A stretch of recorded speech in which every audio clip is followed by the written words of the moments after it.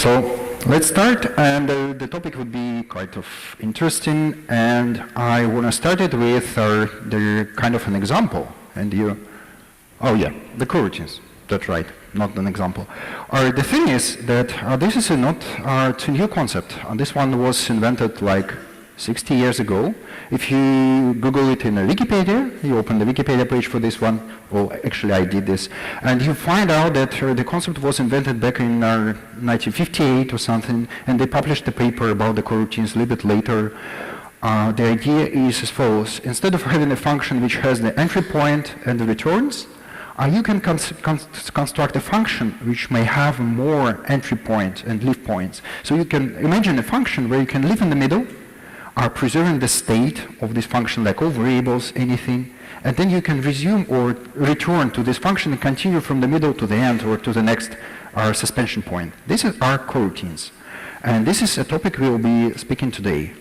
Well, and now this is an example I was trying to find in the first slide.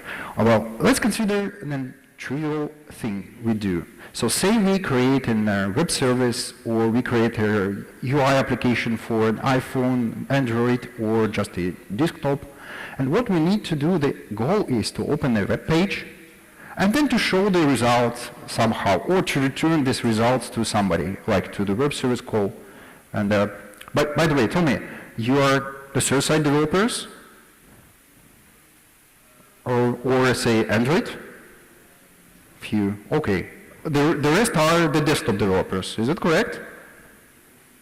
Yeah, okay. Well, the fellow desktop developers, you understand what this means. So if something goes wrong with the network call, like the connection here, or the slow connection, or anything, what you have out of this? You have something like this. Or it may be more horrible, like this. The thing is that if you have the UI thread, and the UI thread is stuck doing the network, your application is no longer to update the screen. And by the way, if there is someone who is doing the JavaScript, it can be the pain in JavaScript world as well. If you start doing some computation within your one JavaScript thread, your page will not repaint or redraw or handle other clicks. Same problem. Well, this is nothing new. And I started the talk saying this, the coroutines and the stuff is like 60 years old. And what we have here we have an idea and a solution. Well, let's say, okay, we are not able to fetch the URI from the main thread. Instead, let's do a callback. Let's ask it to download the page, and when we have it, we have a callback, and we can update our UI. Not bad. Looks good. And this is what we all do all over the place. And even in JavaScript, this is the only way to negotiate with a network on a callback. But if you have this callback, what thread is it?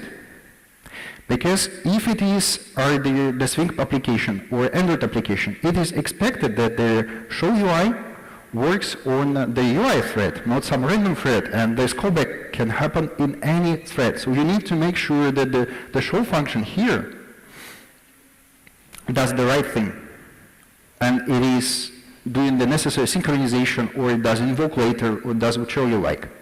And this can be complicated. But still, this is an idea. This is a good way to code this application. I wish I had this code looking like this to make it work. And I'll explain how we can get to this point. And this is our goal. We will be speaking about the coroutines on the JVM. And the first way to do the coroutines on JVM, so the coroutines, it's like a concurrent multitasking. So it's the way to get rid of this callback hell from one side, and from the other we can share the same threads for many, many, many activities. And there is a project loom. This is an idea to support the coroutines at their JVM level. It's ongoing, and it is really good to take a look on their motivation. And I have several points from their motivation here. So the thing is that you can suspend your thread, and your thread is no longer an operation system backed thread. Instead, this is something lightweight, which lives inside JVM. And then you can create as much threads as you like. I don't remember exactly how they call threads in Project Loom, but if we step back a little bit into the history, we'll find out that we started with one huge computer which was split into many people. And now we are heading to the world where we have 12, 15, 16 cores at our disposal in our cell phones. And that means that we need to deal with threats in another way. But originally and traditionally, threats are operation system backed, and they are heavy. If you want to have a threat, you need to call some operation system call to create a threat. And that's why you have a pooling. That's why you need the executor service in Java. That's why you need to create threads beforehand. Then you use it. That's why you cannot start as much threads as you can, because every thread has its own stack, which has to be allocated in the native memory and so on. So it's complicated. And because of this complexity, we are now having such a complicated callback world, because the thread concept is quite heavy. And we're trying to solve it by complicating the other things around our program. The second approach, how we can achieve the example I've shown, is to try implement lightweight threads or coroutines on top of the JVM. And the coroutines in Kotlin is not the only thing to have here. There are projects, I found out several projects on the internet which tries to implement this on top of the JVM. How they do it? They try to rewrite the bytecode in a way to achieve this suspension. So if you have a function which has to suspend in the middle to wait for a callback, for example, right? How they do it? They turn it into some state machine or something to split it into several functions, literally, to make it happen. And it is possible, and for example, for JVM, there is a project called Pulsar, which tries implementing this one, and there are several more which you can find on GitHub. They are quite, not that alive, I would say. From the other side, the JVM ecosystem is quite good, quite huge, and there are other projects, languages which tries to support this thing. And these are, for example, Scala, JavaScript, or C# with async await and yield returns, and so on. And I decided to focus this talk on Kotlin. This is the language which supports coroutines. It is open source, tightly typed, and it works for JVM. So what I want to ask you right now is how many of you was able to understand the code snippets I've shown before? Only a few. So, okay, I'll try to explain the Kotlin syntax a little bit more then. Well, and with Kotlin, you can target many platforms. It's not only JVM. It could be the JavaScript. In the JavaScript, coroutines are really nice because you have only one thread for JavaScript, and any multitasking has to be the concurrent has to be using the same thread, and it's hard. Android, of course, is close to Java and native. And for native, it is nice to notice that it's a way to compile the same program into a binary where you don't need any virtual machine anymore. And it supports a huge set of platforms, including Iris, for example. Well, let's step back to the coroutines. This is a code example in Kotlin. So so this fun keyword and suspend, this is a way how you declare a function.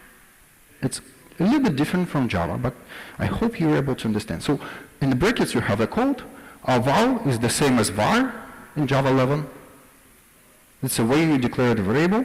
The type is inferred, so you don't need to clearly say what type is it here. Next, well, so we call the function show. So it should be understandable, I hope. Well, now let's think what does it mean and why it is helps to solve the problem we started from, right? So, the suspend keyword here is the magic thing. It helps to say that this function would be not the ordinary function. It can suspend execution in the middle by calling another suspend function and resume from this one to continue doing this. So for example, we may say, okay, this one works in a UI thread. When I call the open function, it suspends its execution. So once this open function completes, we resume from this point and do the show call. And it may look quite complicated, but let's start with a small example, with an easier example. Well, I hope you know what iterator in Java is, right? This is the thing with hasNext and next function. And now I want to ask you to do a mental trick. I ask you to consider an algorithm, for example, the Fibonacci number computation. the one which is not recursive, how would you create an iterator which would do the same thing to compute the next Fibonacci number of this sequence? Well, you need to do a transformation. You need to turn the trivial code which computes and prints the numbers into a kind of a state machine or class, which is iterator. And then you need to deal with the has next and next. It could be, in some cases, trivial, in some cases not that trivial, right? Instead, we'll try using the sequence function from the standard library in Kotlin, and we'll have this code. And don't be afraid. The sequence is the function name. The brackets here is a lambda. So the whole thing is a lambda. This is how you declare a lambda in Kotlin. And so it does the computation well, and it does the yield. This is the magic. So, and now let's take a look and see how it works. So the first thing, the next call is essentially the call to the yield function here. So as long as this is a suspending function, we can answer the next element of the sequence this way and have this code block suspended for the future. This is the yield function, so this is what it does. And this is a builder. There's a sequence function which takes a lambda. It's a builder, it's a kind of a bridge. So we say, okay, this is an ordinary function, and inside this block you can call suspend functions. So this block is a function which can suspend.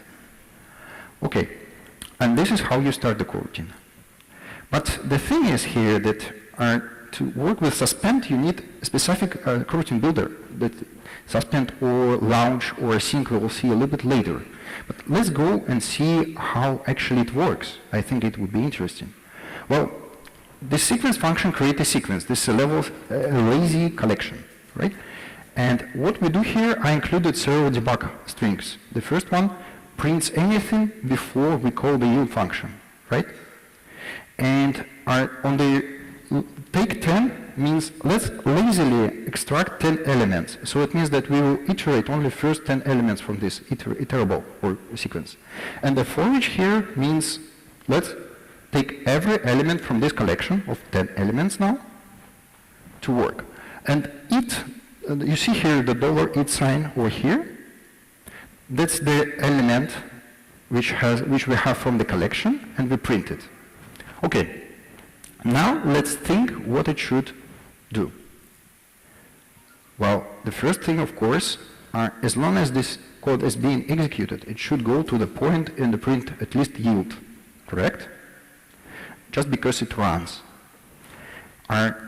Next, let's try debugging this one step by step to figure out what's going on. The first thing we do, so we call this for each at the end. So the for each tries to extract the first element from the collection. So it goes to the take goes to the sequence, and it starts running from the beginning of this block, right? So the block is start running, and it goes to this point, of course, and then it goes through to the yield statement. So the yield is the place where the function is suspended. So we have the yield -1 as the output of our program at that point, and then the execution is suspended. Here's the magic. So now it jumps back here. So now we can print this element of the collection. And then the for each loop goes again, and it resumes the execution after this yield function.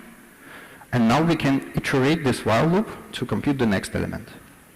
And so on. So this is how the easiest coroutine may work. And here there is nothing about threads. So this is what you can do to build the sequences to use it for your data processing, for example. Sometimes it's so easy to iterate elements instead of creating their collection of these elements. And thanks to sequences, it could be done lazily. So this is a part of coroutines. So if you take a look on the Kotlin language from the very high point of view, you'll see that there is a tiny thing which is done at the language level. This is a suspend keyword and several functions like I've shown you in the standard library to build these coroutines. And the rest could be done with the libraries. And I would like to speak a little bit more about the kotlinx.coroutines library. This is the library which allows you to build the actors, asynchronous communication, and all this asynchronous stuff which you can have. So this is again, an open source library. It is not only for the JVM, so if you want to have it for JavaScript, well, it should be possible, or you can even reuse the same code between JavaScript and native, for example, or JVM, if you create a full stack application. Well, remember our example. What we're going to have, we need to make this open function suspend the execution. And this is how you can do it. So you can call this function this way, for example.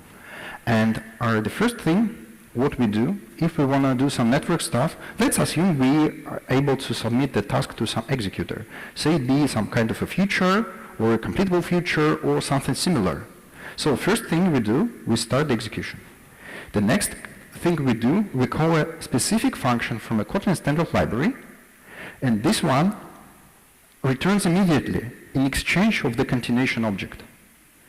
And what we do inside this block, so the coroutine is a function which takes a lambda as a parameter, lambda with one parameter, this continuation object. What it does, inside we subscribe the completion of our future to call this continuation object. So and from our side, this is this. From their outer point of view, from their process function point of view, it means that the execution is suspended, and when we call this continuation function resume, their continuation is resumed, and we have the result from our open function, and we can go further. Well, this is how we resume. If we have some result instead of the quoted result, you can pass it here. And if you have a failure, you may say, okay, let's resume with an exception. Then the benefit here is that from the outside, it looks like this. So from the outside world, we see it, okay, this was like, the call was like a normal function, but the execution is different. So it stops, when I call open function, it stops the running, it does the whole magic. When the continuation object is being called, it resumes here, and it can go further. So I can, for example, easily wrap it with a try catch, I can do loops, I can do whichever I like, and it will run jumpingly, asynchronously behind. Well, let's step back a little bit and take a look what we can do to create an applications. And of course, the first way is to write the blocking applications like server-side, for example. We associate a thread with a request, we do all the job, and so on. And it is possible non-blocking. So let's take a look. So for this example, I will be using the kind of a service. So kind of, or probably micro service or micro monolith or whichever. So the idea is what I do, I call the service, and the service calls several more services to come up with the result, right? So with a blocking approach, I would write it this way. So I call the first service, I wait, I block for the result, then I call the second service, and so on to the end. And finally, I print the result. So I use println here to say, okay, this is my result, instead of saying, okay, this is how I would return this result in my Spring Boot application or an Android application. Essentially, the logic is kind of the same. Well, and here we have to wait. And as long as we have to wait, we are not able to scale this application to the large number of requests because we are limited with the number of threads. And again, this Project Loom and its motivation shows that it's not possible. Well, it is painful to use too much threads. And if you are even able to use such a number of threads, the context switch will kill it, or the starvation, or anything similar. So the solution to it is, let's try to minimize the number of threads. But from the other side, if we want to use several threads to process this request, we'll fall into the deep set of problems with the synchronization, Java memory model, and stuff. So, and well, this is being said, but what I decided to do, I decided to run a small experiment to see how many threads is even possible in theory. Well, I created this kind of a program. So I decided to start 1 million of threads on my machine, and well, who thinks it will crash? 1, 2, 3, oh, okay. I'm sorry, guys, but this is what I have. So unfortunately, it is not possible, at least on my machines, to run million threads. Well, and I decided to analyze this result and found out that on my macOS it is possible to have 4,000 threads. On Linux it is 12,000 threads, but be careful. It depends on the way how you set up your machine. So for example, you can have a huge machine and it probably would be not 12,000 but more, or you may tune the kernel in the right way to make it better. And now some of you may think, okay, Linux, macOS, what's about Windows? And I did the try for Windows too. Don't be scared. This is a graph of the time, linear, and the numbers are in hours. I was saying wow as well, and I started looking for the information, and I found out several really good reads from Mark Russinovich and other blogs around Windows explaining why it is even possible, why it was even possible to allocate more than 400,000 threads into hours. Well, and here's yet another story. So I ran this experiment. It was a program which was printing the number of threads and the time it spent, and I forgot this program running on my machine, and the next day I realized that it is almost 800,000 threads, 65 gigs of RAM, and the thing is that this program was not doing anything beside the blocking and waiting. So if I would have something meaningful, it would have consumed more and more memory. Well, but this is what I have. So to summarize with threads, if you say, okay, you have a thread per request kind of a service, so sometimes it's all you need. You don't need anything more complicated because it's so easy to program. And if you need to scale it up, well, you are a little bit doomed in this idea. For some cases you may, in Windows you may, a little bit more probably, but it depends on the tuning on the operation system. But I decided to run yet another experiment, and I decided to make every thread doing some executions. And then I found out that some threads are more happier to be running on the CPU. Some other threads from this, like thousands, are not that happy, so it's one may have a starvation thing. And if you want to do the blocking in the right way, it's called a flare synchronization. And then you lose the performance in several magnitudes of time, so it will be even way slower. Well, to figure out, it's like if you are happy with like several hundreds or like literally thousands of threads, it's okay, but it will not scale further, and we all know this. And what we can do out of it? Well, we may scale up our micro monolith or microservice to have more machines. Hopefully it will do, and then we are safe. If it is not, well, we have some job to do. And what else can we do besides the scaling? So we can have the callback-driven application in place, and the callback-driven application can be better with the coroutine stuff. It could be any coroutines based on top of the JVM, or it could be a project loom when it comes out. Supposedly it should help even at lower cost to make the same thing happen. But we'll wait for it to come. But what we can do today, and I did this experiment, and now I will ask you again, will it crash?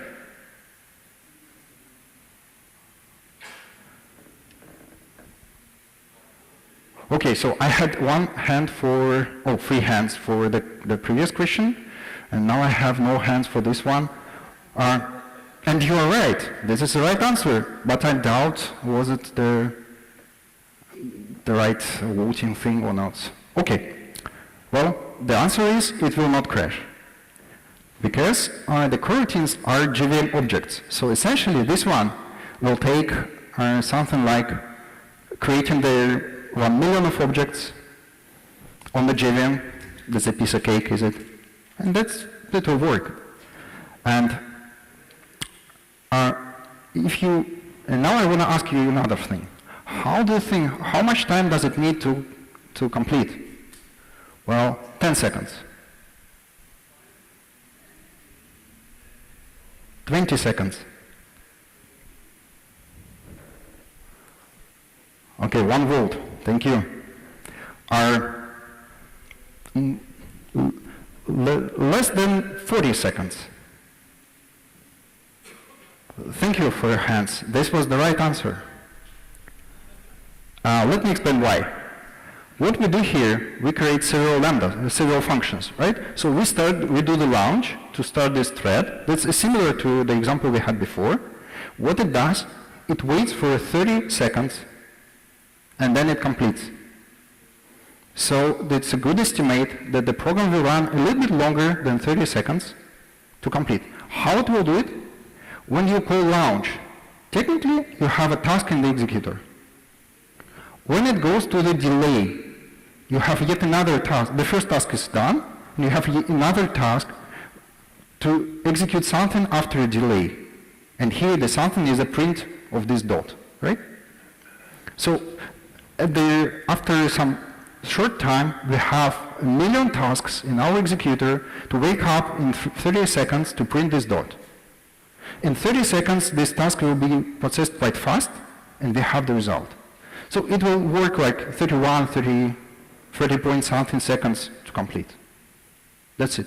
And the delay function is a coroutine again. This is a suspending function, which does this trick for us. So instead of allocating this million of threads, we allocate 1 million of tasks. That's how this works in coroutines. And so the launch function in the coroutine, it is not a thread. It uses thread to run between suspension points, and then the thread is free to do whichever it likes, to run other tasks and so on. So as we take a look and we try to compare the coroutines from one side and threads from the other, what we have here? We have the difference that the threads are operation system based, they are heavy, and you are limited with a number of them, while the coroutines are the JVM beasts, essentially they're just objects. And the second thing is that if we want to have some state in this function, the state is safe, and you don't need to have a synchronization to update this state, because the coroutine can run on one thread at a time, and it can suspend only by calling a suspend functions. That is it. So if you have something inside, like for example you may create an actor, it will be easier to code instead of having the synchronization with a threads world, or thread local stuff in the threads world. Well, this was about the blocking thing, and let's take a look a little bit more about non-blocking. And for non-blocking, what we have, we normally do the callbacks, right? Well, I think you don't like my questions, but let's try it once more. Do you use the executor services in your applications? Oh yeah, thank you. So this is like an executor, right? So what you do, you pass an execution, you pass some code into this, and then you have like a completable feature. You either wait for your executor, but it's a waste of the thread to wait for it, or you do a callback. So the callback could be like, give me the result. Or the callback could be, give me either result or error, right? So here I use the Kotlin syntax for Lambda, but I guess it's clear from the context, right? So you have a callback with 2 parameters, like an interface with 2 parameters. Or it could be interface with 2 methods. Call me this method if it succeeds, and this method if it fails. It's up to the library which you use. And in a callback world, we try to shift from saying, okay, I have one. Now you say, okay, I have this short set of threads, and I would split the load which I have into this short set of threads. Different, isn't it? And it gives a complexity layer here. And well, just imagine the case where you're trying to wait for several functions with the callbacks, and you need to have yet another callback when this n functions completes. Well, it could be not that easy to implement. If you don't think so, try have a look in reactive Java, for example. It is state machine synchronizations, it's complicated. Well, let's turn back to this example. And what we have out of it, well, this is what we used to have, the blocking one, and now we're gonna try using their callbacks. So this is an ideal world. And if you believe in the ideal world, this is what you have. But then you realize that you need to handle exceptions. Say every call may fail, or the callback is being done in which thread? Is service A happy to have us calling service B from the callback thread? It's something you need to check. And then you come up with a problem with a longer code like this one. Don't try to read it, it's not supposed to be read. The essential part of this one is this one. What I'm trying to say that the callback programming is more about the brackets. You write brackets, you move the code to the right, you continue moving code to the right, then at some point when you need to refactor it, you ended up having this. And then if you want to change the logic, like adding the error handling, adding some tiny small part of the logic, you will have to remix the whole thing, the whole block. And well, I guess you will be happy reviewing such a change. Well, what you did, I've done the try catch over here, and I have to rewrite the whole thing, reformat it, and so now, oh, you can check it. It's supposed to be the easy change of 40, 50, 80 lines. Is it good? Well, this is the kind of a life we have, so we need to get through it to make our application be way faster and scale better. But here's yet another approach, because we are not the only ones who have these problems. And in the JavaScript world, for example, all the time they have only one thread to go, and they need to do something out of it. And this is a place where you have the promises, reactive extensions, or monads, if you will. So their approach could be, instead of writing the program like statement by statement by statement, as we used to learn it before, we have to create the pipelines, the expressions which are not being executed directly. Instead, you create a kind of the scheme, and then the scheme is being executed later on at some different threads and so on. This is quite close to the monads, or, well, RX or something. Well, let's take a look on Java RX. And on Java RX, you need to implement these methods to supply the data, and then you can use the RX operators for the rest. So this is, for example, how you would implement this one. And then you can do this, Java service. So you can implement our service in these operators. Isn't that good? Well, it is, because it will take care about the threading, it will take care about the errors, it will take about the thread pools, anything is done for us. But try opening the zip function and take a look how easy it is to implement this one. Well, and if you want to do a try catch here, of course you need to go to the documentation for RX library and see what is the right operator to call to solve it, and it's doable. This is a way to code. It's way different from the standard approach we used to have.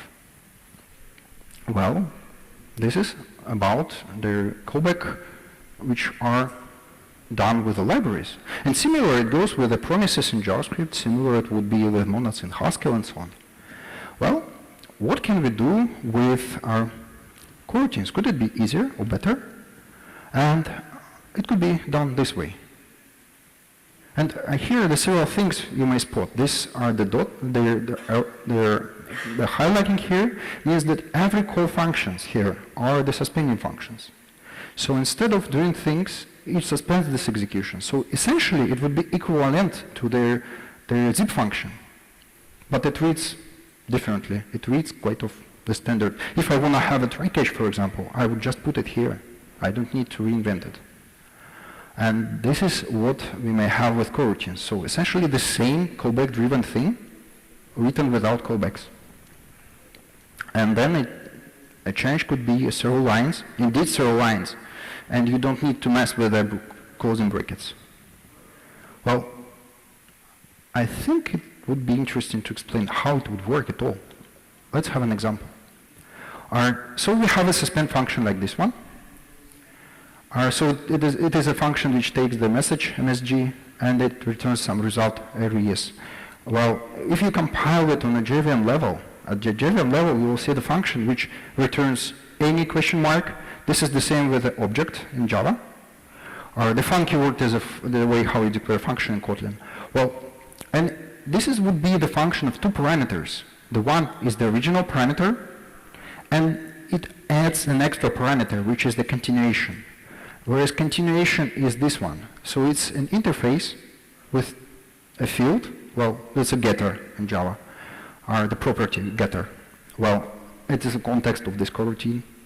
Well, technically we don't need it for now. And the function to resume it, and it could be either the result or an exception. So this is it. And here's an example and how it works. So it starts running the first statement. The first statement is a suspend function. So the rest of this function goes as a callback. So the compiler generates an implementation for this call continuation interface for us and passes it into this function. So once this continuation object is called, it goes and executes the rest of this function. And the first call is succeeding, then we have the second call, and the rest again comes as a continuation. And so on, and so on. Well, if you would try to implement this one, you will see that, and this is how the compiler does it. So it creates a state machine inside. So it takes the continuation, it infers the label from this continuation, and it jumps into the original function into the right place. Of course, it takes care of the variables. So the variables which you need between the suspensions are stored in this continuation object. But this is an implementation detail. This is how it works. So technically it's a state machine and it jumps. And this is all you need to implement this one, for example. So if you would have a try catch here, as I mentioned, it's done this way. It's easier, shorter, it's more understandable. Oh, yeah, by the way, in Kotlin, try catch is an expression, so you can have these things. So what you can have, what I'm trying to say here, let's try calling this one, the series A. If I have a runtime exception, the result would be the text message, assuming that the call returns a string to me. And the same goes with if and the most of expressions. It just makes your code a little bit shorter. And of course you can extract it into a modifiable variable and so on. Well, it is not the only way to do with the asynchronous programming. And it is a popular pattern, say in C# and other languages, which is async await. And you can do async await here as well. So we turn this example into that. So the thing here is that the async function, this is a helper function from the library, which starts the execution asynchronously. And then at the end we can say await. It is comparable to the futures, but a little bit different. Well, and to suspend execution, what you do, so this is a wait function. You call the specific function, which is suspend coroutine, and then you call either the resume from the result or resume from an exception. This is how you can integrate this one into your own framework, into your own application. Should you have some callback, you can turn your callback into a suspend function easily this way. So, and of course, there are a number of supported things for standard libraries like computable futures or RX and so on. And at that point, I want to show a short story how would you apply this Kotlin X Coroutines library to your project. It is not that hard. First of all, the Coroutines library, it has so many modules, different modules. So, of course, you need the Coroutines core to start with. But if you have some specific framework, and there are a number of supported things which are listed here, say Android, say Guava futures, say Java 8 futures, and so on. Depending on what you need, you may use it or not. And if you miss something, just go ahead. It's open source, so you may create an issue, or you may just contribute support for your framework or library for it. And to start with, you need to include this one dependency, and several more modules if you need them. And then you implement the coroutine scope interface in some of your classes.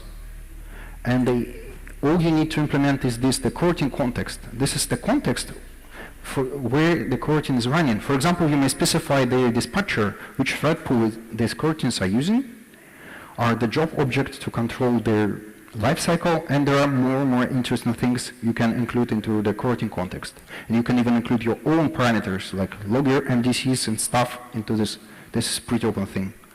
And once you completed the work, you might cancel the parent job to say, okay, let's cancel it. And it will help to cancel anything you start within the scope.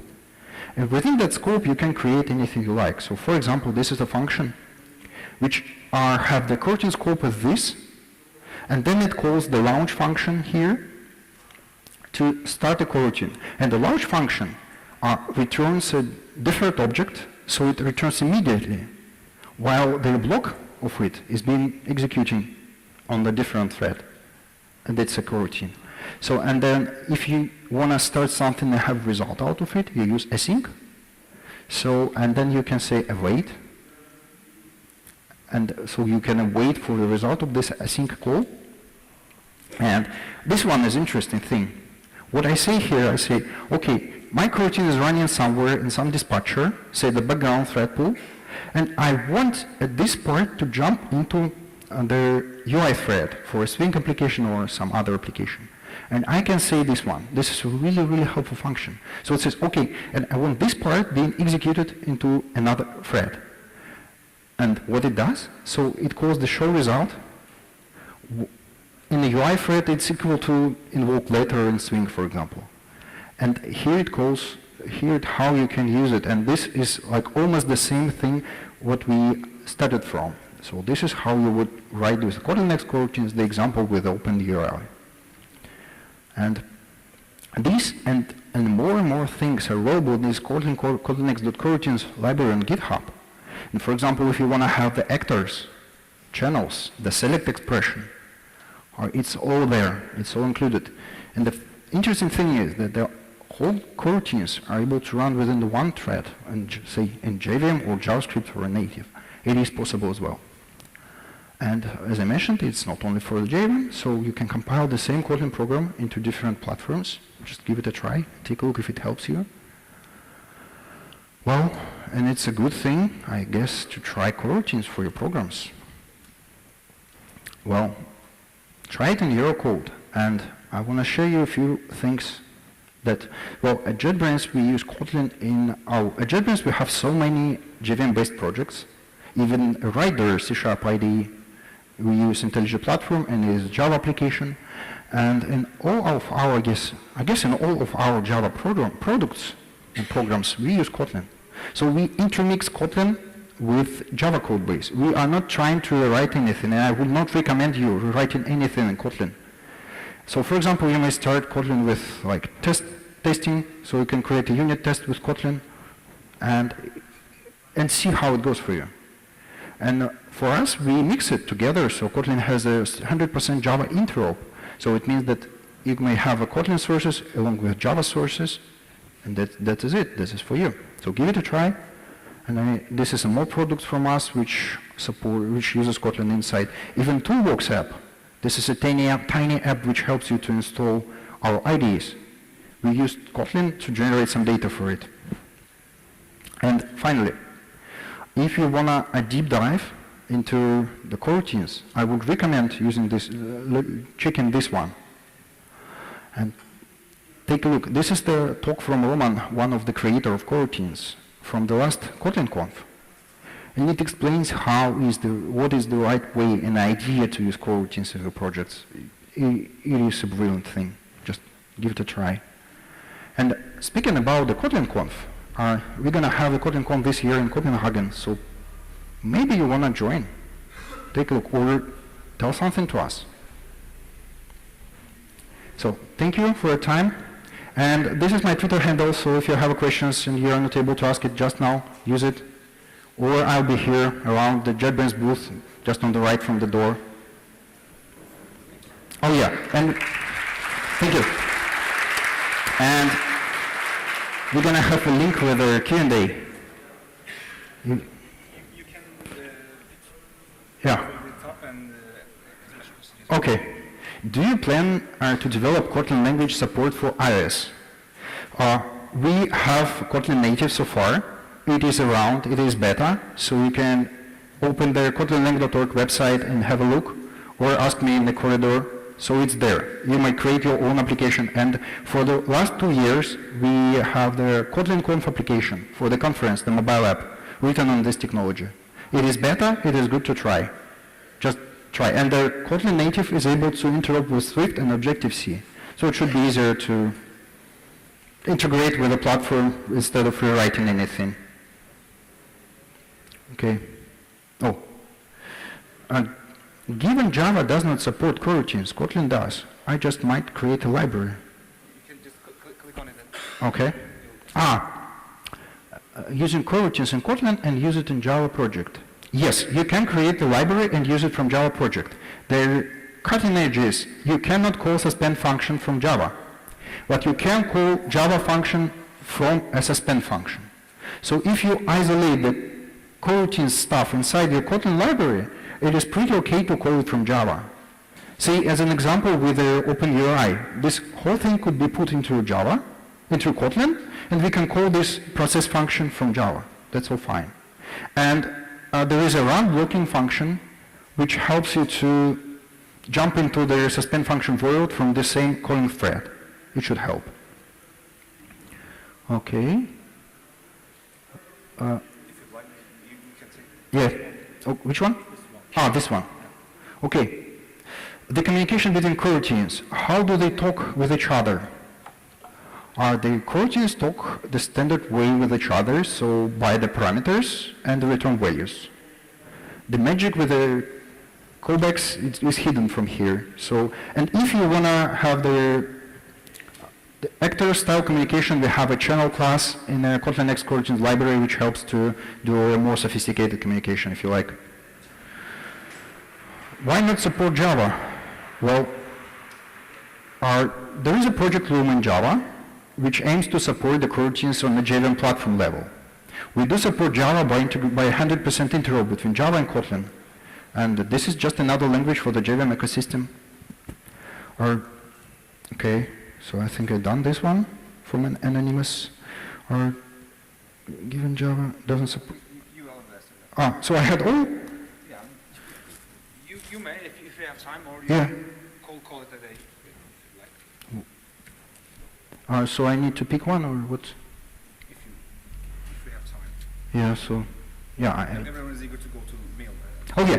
So people, it's time for the lounge, and it's a better Q&A which you would ever have. I'll be here, so come by if you wanna sacrifice lunch and ask any questions to me. Have fun. Thank you, Eugene. Thank you.